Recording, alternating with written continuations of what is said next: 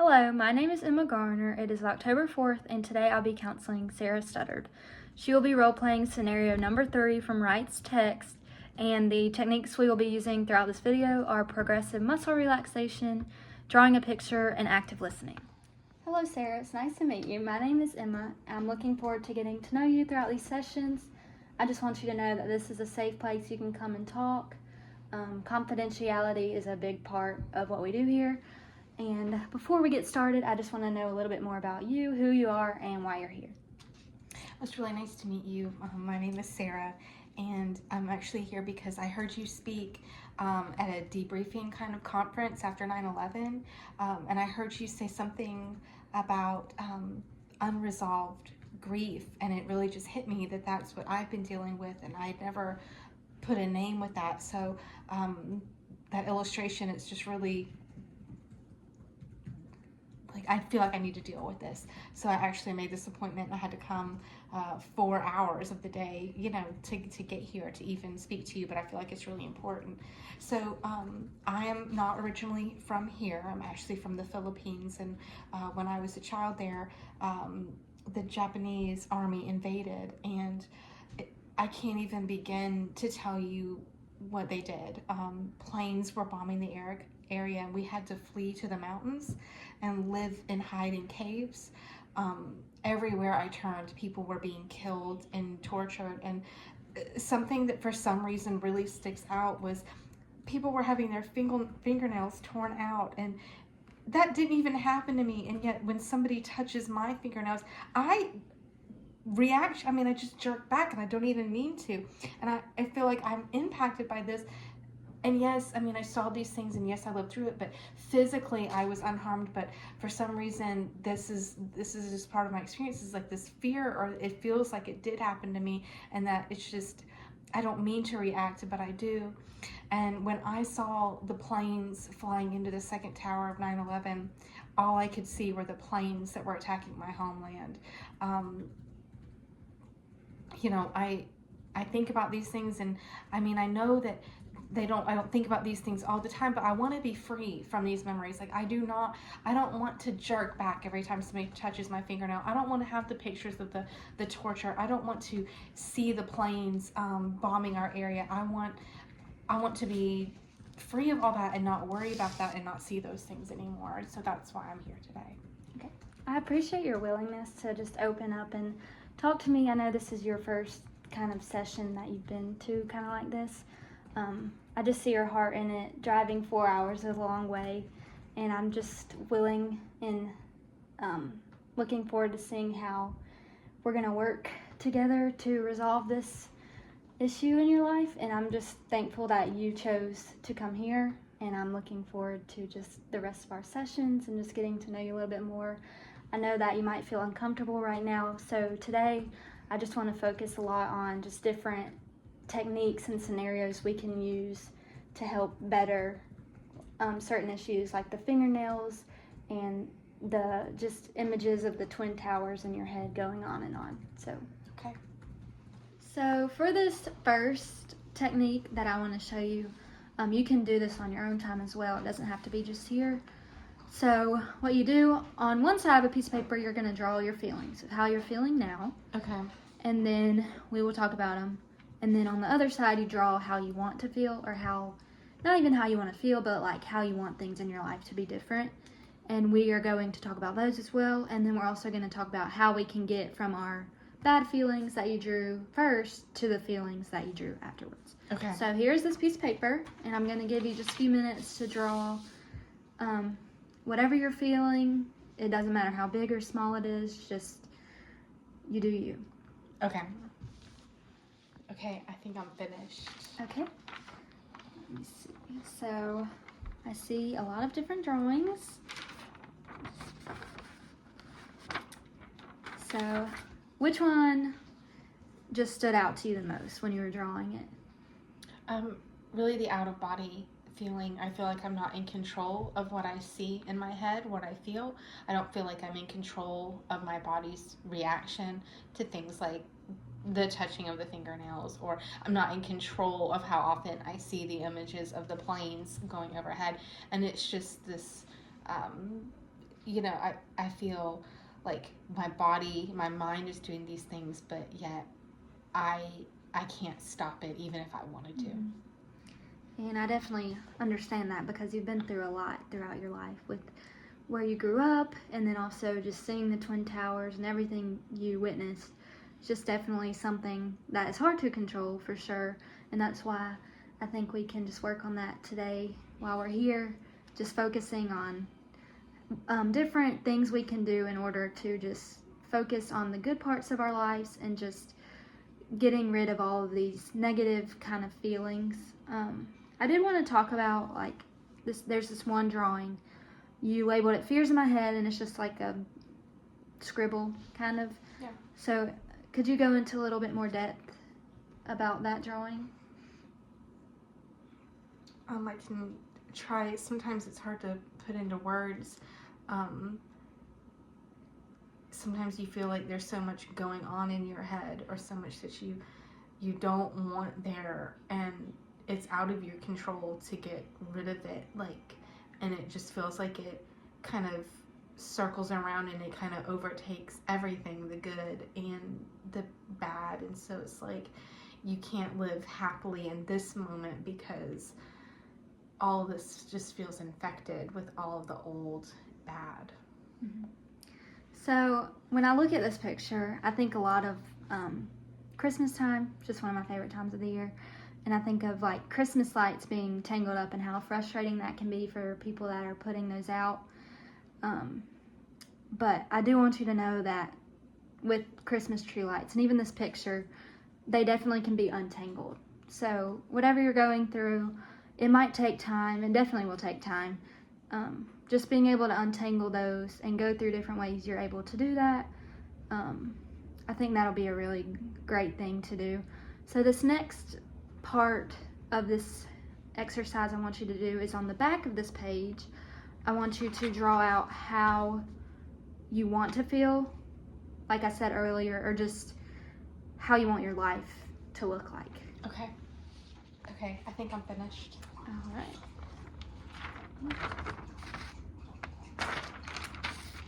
So, kind of looking at all of these pictures, they look like the opposite of the front page. Yeah. So we have unjumbled Christmas lights, and then just kind of a girl that's in her own body, and then also like I see buildings with that just look like normal buildings and just beautiful. So if you want to go into more depth about each one of these pictures, that would be great. I really liked what you were saying about my fear of looking like jumbled up Christmas lights, and so I thought that was a really good way to put it. Is I want things unjumbled, I want them untangled, I want things to just be kind of clear in my mind and not scary. And then I really want to just be in myself and in control of my thoughts and my actions. I don't want to involuntarily pull my hand back when I try to get my nails done. I don't want those thoughts to take over. I want to be in charge. And then I really want to be able to look at places like cities or look at tall buildings and not see these images flash of 9/11 or of the bombings of the Philippines, but I want to look at the beauty of just things how they are in this moment, like of creation, of the world in general, and just feel safe. That's really good. I like how you just drew good pictures that your life really could look like if you just continue to work towards it.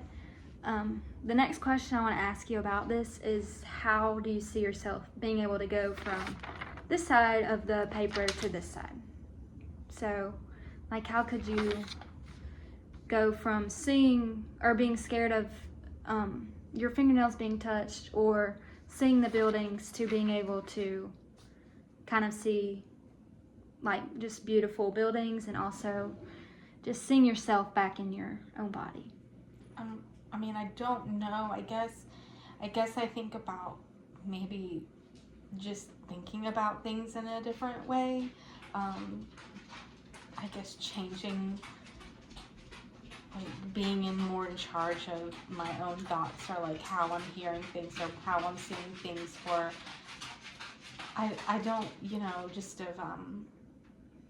being more aware in the moment, I guess, and maybe not being so afraid of the fear so that it can become untangled, and thinking of it as surmountable rather than insurmountable, I guess. That's really good.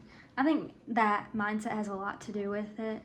I know that's very difficult, especially when you experience hard things in life like you did, to have a good mindset about things, because you're constantly kind of living in this fear thought of mind that another bad thing could happen, or just fear in general of anything. So that brings me to the next exercise I want to try out. You can also use this one outside of the counseling room. This one actually is used by a lot of people, not even in counseling. It's called progressive muscle relaxation, and it just focuses a lot on breathing and just focusing on certain areas or thoughts that make you tense up in certain areas of your body. I just thought this one would be really great to use because of the whole fingernails situation. Okay. So like when you're at a nail salon, or just in general when people may accidentally touch your nails or purposefully touch your nails, you'll be able to just breathe for a second, and it'll help you to just kind of focus and not think so negatively about that certain situation. Okay, so for this technique, what I want you to do is close your eyes, and I want you to we'll start with one thought first. So I want you to go to the worst thought about all of this that you have in your mind. And when you have it, just let me know with a thumbs up. All right. So while you're thinking about this thought, I want you to just kind of relax your muscles, relax your hands, your feet, and just like make it to where it feels like you can't feel different parts of your body. And I just want you to take a deep breath in, and then take a deep breath out. And so this is the technique that we like to use a lot. It uses breathing a lot of times. Breathing actually really helps with like different stresses. So when you did do this technique, did you feel any different? Did you feel relieved at any point, or did you feel the same? At first I felt kind of just awkward about it, just physically attempting to pull up memories that I'm trying to like get away from is really a weird kind of feeling. But then to try to take something and tell my brain to relax at the same moment that I'm also trying to hold this image of something terrible felt strange at first, yet you definitely, I could feel the focus shift from the discomfort to more at peace. So I would say it was it was something I would have never considered before, but I think it definitely is helpful. So this is definitely a technique we recommend for a lot of our clients. I should have warned you before that it is kind of awkward because you close your eyes, and I know this is our first session, so it's a little uncomfortable, but I'm glad that it did somewhat help you and just show you what it feels like to be relaxed when you think of negative thoughts in your head. So that was that technique. We have a little bit of time left in our counseling session today. So I guess I can just ask a few questions to get to know you a little bit better. Okay. We don't have to go too deep into detail because I know it's your first session, so I don't want you to feel uncomfortable. I feel like I've said that word a lot, but it's definitely a good, important factor to use during the sessions. So I'll ask a few questions. You don't have to go into detail. It's just however you feel. So the first question is, when everything was going on in the Philippines where you were raised, did you lose any family members or anything like that, or? I did, like distant family members, I guess, like aunts and cousins and stuff. But as a child, you don't, everybody feels like family, the people that you know, and there's really not, it's hard to separate that. You know, when you're older, you're able to kind of categorize people in terms of like how they were related, but you were young, it was just everybody you knew, and so there were so many around me. It was just like you're in this tight-knit community and suddenly they're torn from you, and then you're in this community in the caves living, and then those are torn from you. And so even if it wasn't long term, it felt very impactful. And I feel like sometimes we cling on, or I cling on to the loss of those that maybe I only knew for a short time, but it felt so traumatic that it felt as if losing a family member. Yeah, that's understandable. It's good to have that kind of community where you did grow up, but I do understand how hard that could be with the different like bombings and stuff like that. How old were you when the Twin Towers happened? I was 18 when the Twin Towers fell. Okay, so you were still a teenager, but you were kind of getting to that adult stage of life. I understand. Did you have family? Were you in America when it happened? I was. Okay. Did you have family here with you, or were you? I did have some family with me, so yeah. Okay. I'm glad that you did have at least somebody here with you. Mm-hmm. I know that would have been probably a lot more difficult if you were by yourself. So that is good.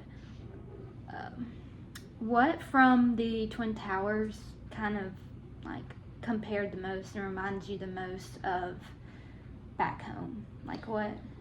There, just the image of, like, I was there seeing the plane overhead hit not the first tower but the second tower, and in that moment when you see the smoke from the first one and then you see the plane collide with the second tower, I felt like I was right back in the Philippines. So I would say the actual event itself just felt so similar to watching the Japanese go overhead in the Philippines. Was just very, like, it felt like you were in the same place. Mm-hmm.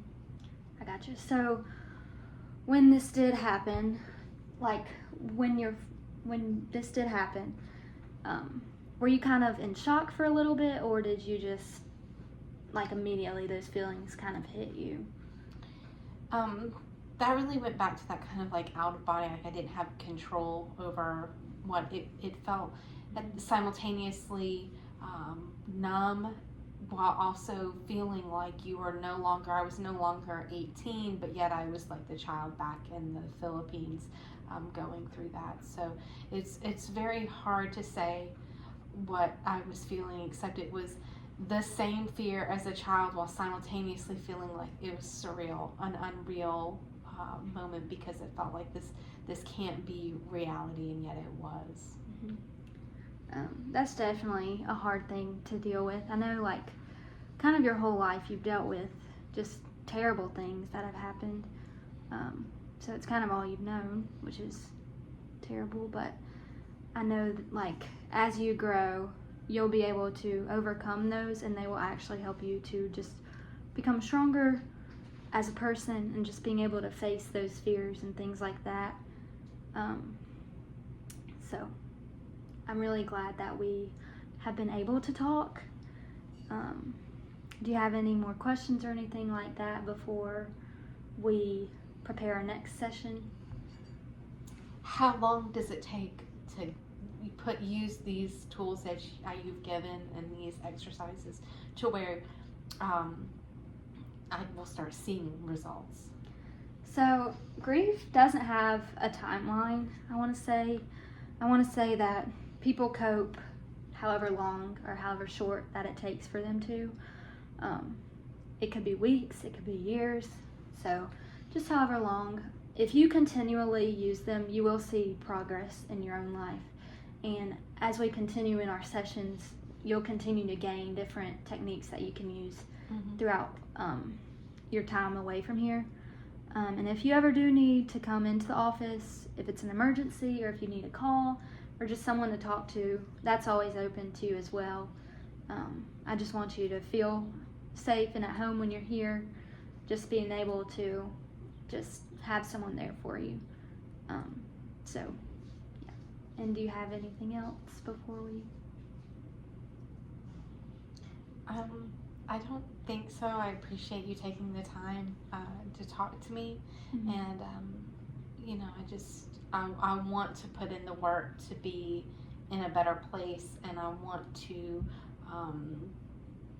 resolve the grief rather than Mhm. just carry it. And so I think for me, that's like the biggest thing is even being able to recognize what I've been doing, which is just carrying this around and not dealing with it, and then it's just coming out in these like inopportune times. Mhm. And so I do feel a lot better in terms of just knowing that there are things that I can do to even resolve it, to deal with it, to get it out to where I'm not carrying it around anymore. So I really appreciate that. I can definitely see your heart in it and just the desire to want to get better, and that is a great start because a lot of times with people that don't desire to get better, it takes a lot longer to get better. So that's a great thing to have. Just continue to have that desire, even when it feels like it's been forever. Just remember that grief is a process and it's going to take time for sure. So with all of that, I guess we can plan our next session. Are you free for the same time next week? Yeah, I can do that. Okay, perfect. It was great to meet you. You too. And I'm I really looking forward appreciate it. to getting to know you more throughout the rest of these sessions. Thank you. Thank you.